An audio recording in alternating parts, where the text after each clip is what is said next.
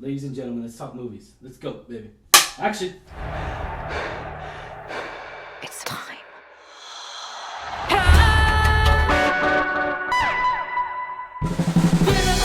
What's going on, Movie Talk fans? I'm Ryan, Ryan680. I'm Angela, that cat lady Ange. And this is Alamo City Movie Talk for movie fans. Guys, you bring the movie world right into your ears, devices. Thank you for making us a part of your day. Let's get right to it, guys. So, Dune. Man, Dune, what a setup of a movie to a mythology, a prophecy, just mind-blowing, mind-boggling, where you get your thoughts mixed up in a bottle. It just explodes eventually, right? And it's just so beautifully done, this masterpiece here. Man, beautifully shot. Definitely beautifully shot. I enjoyed all those aspects of it. Just the cinematography, the set. Whoever scouted for this movie to actually make this film, yeah, he deserves an award or something, man. I mean, the costume design, I mean, everything. I mean, we already talked about this cast in the past already. Angela, you like The Fifth Element, right? And it's funny because I don't like that movie. So I know, hate on me as much as you want, but compared to just sci-fi movies just in general, because this is obviously a sci-fi film, what'd you think of this movie, man, coming out of the theater? What was your first initial thoughts out of here? I wish I'd watched it with subtitles. I really liked it. I love Fifth Element. I grew up watching that with my dad, and I didn't really realize how funky and weird it was until I got older.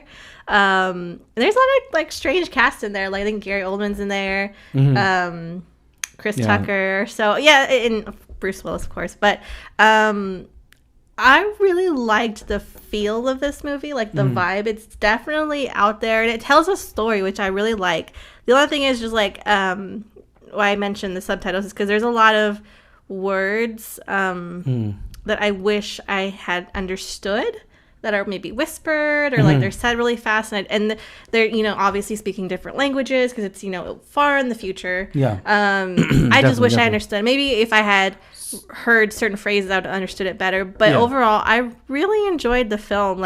Hands down, love the cast. Yes, beautiful, all of the done. cast. Beautiful done. Love the costume design, everything. Whoever, this better be nominated at least for an Oscar for the costume design, because that costume design was just beautifully done. I love that. So it's funny. Here's a little fun fact for you guys, moviegoers out there. Actually, I did not know this personally. So obviously this is a remake, right? It's not that part I did not know. I didn't know this was a remake of another remake of another. So this movie has been remade 3 times, and this is the 3rd time. Crazy. Guess what the 2nd time was? Of all places, a network called Sci-Fi. And Sci-Fi actually made a remake of this in a 3-part movie series, and it came out in 2000.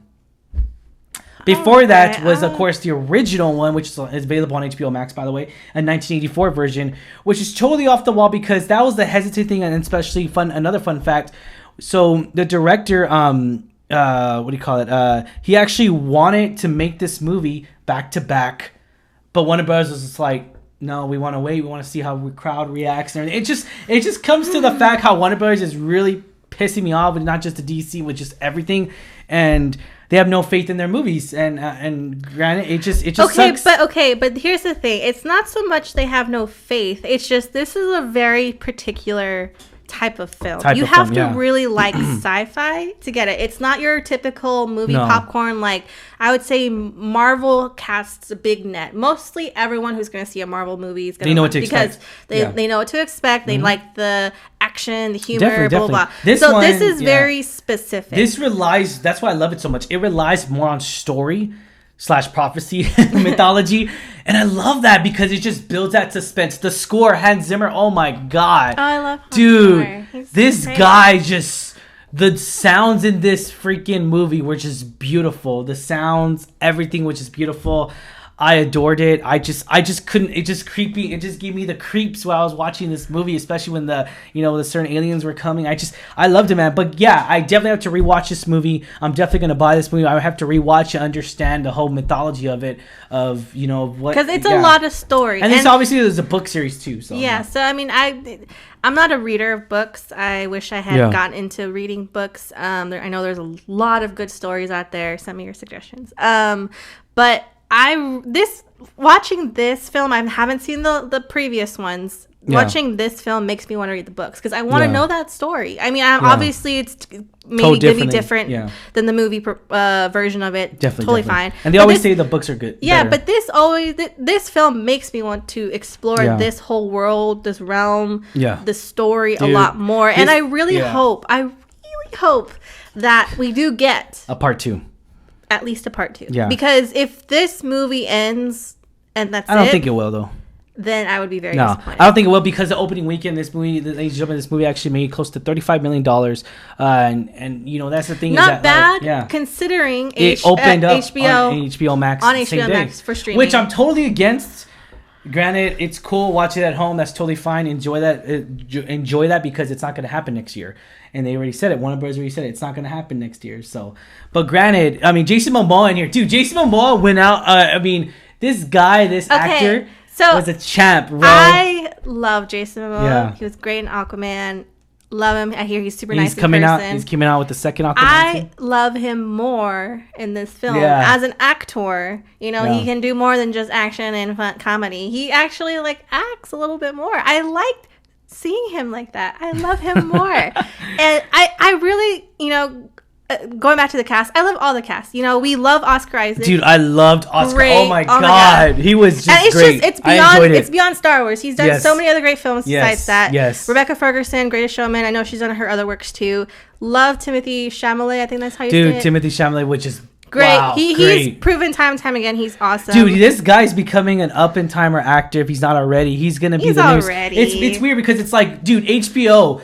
Or Warner Brothers that owned HBO pretty much went about and went like, you know what, we're gonna start filming Dune. Okay, cool. Let's get all of our A-list actors from HBO to Warner Brothers movies to series to everything, and we're gonna put them all in this movie because really like that they not only tapped into very established older actors like Stellan Skarsgård, done everything. And we got up and comers. We have up and comers like Zendaya. She's proven herself as I think she won the Emmy for. Yeah, she's the first ever African American woman to win an Emmy in that caliber. Proven talent. Same thing with Timothy Chalamet. Proven talent. And then we have Josh Brolin as well. Yeah, so actors who have been around for a very long time, who are established. They're great, solid actors, and we have these new up and coming actors, and I love the cast. They all meshed, in my opinion, very well together. Because it's one thing to just put them in there and then they don't work, but the way this was written, directed, and flowed, it was very nice. And I gotta say, I really appreciate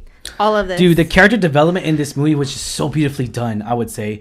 Granted, I mean, obviously Dave Bautista was in there too, which is funny because it's like he can actually, again though, we didn't really, I mean, it's not really, I mean, it's a spoiler, but it's not really a spoiler. It's like, I mean, he really didn't have a, it's part one. He doesn't have a lot of screen time. Yeah. Where you get to see his really don't get to more. See. Exactly. So I don't want to say like he shows potential. I'll say that. Well, obviously, like I said, different.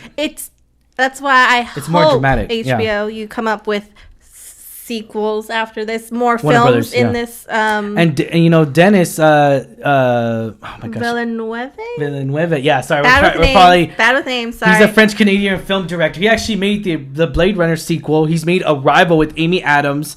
He's made Sicario. So we know his type of films. And to do this kind of movie, it's a really high stakes movie because not only has. That's the thing too. The first one, the original one that came in 1984, did not make a lot of money in the box office because of the time. Maybe it's just the time error, and that's probably granted. We haven't seen that.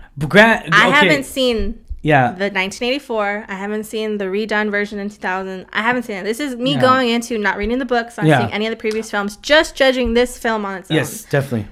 So, and I would say because, again, the CGI, just everything, once again, it just feels like a movie to where it's.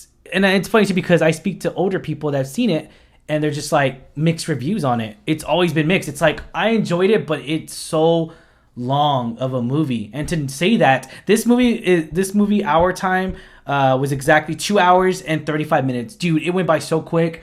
I can't even as soon as the film started, as soon as we heard, as soon as we saw Timothy, as soon as we saw him on screen because it's opening scene with him, it's beautifully done when we first get into this world, to this galaxy or I don't even know what you call it, just spectacular of a galaxy that they created in this universe. Planets. Dude, the way this was filmed, especially the spaceships, everything was uniquely done.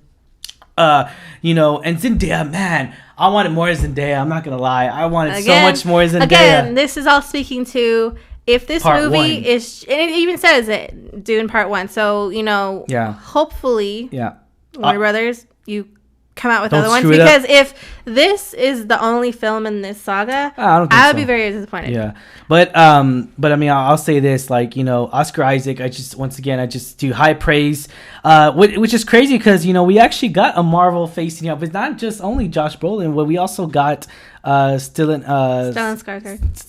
Skarsgård. I was like, what the heck, dude? I recognized him. I saw him twice. I didn't recognize him. You can't recognize him at first because I was like, he sounds familiar, right? So later in the movie, we actually see him again throughout the movie, right? So later in the film, I'm all like, I know who he is, and that's I whispered it to my wife, and I was like, and then I couldn't unsee it. I couldn't unsee it once you once you acknowledge it, then it's just like, oh, I already know it. Yeah, I really liked, again, the cast and how everyone performed. Everyone was great. I love the set, the way the story unfolded. It was like, of course, there's CGI, but I felt like it relied more on like the scenery and the story than CGI. And I like films like that. Exactly, the way the city was, the way the atmosphere was, is when, you know, that sand, it's just so beautifully done, man. I mean, dude, like Dennis, he's just really, he's not shy away. Like, it's not unknown to him to create worlds like this. He made Blade Runner, the sequel, so it's like, dude, we saw Blade Runner, the sequel, so it's like he knows how to make those masterpiece worlds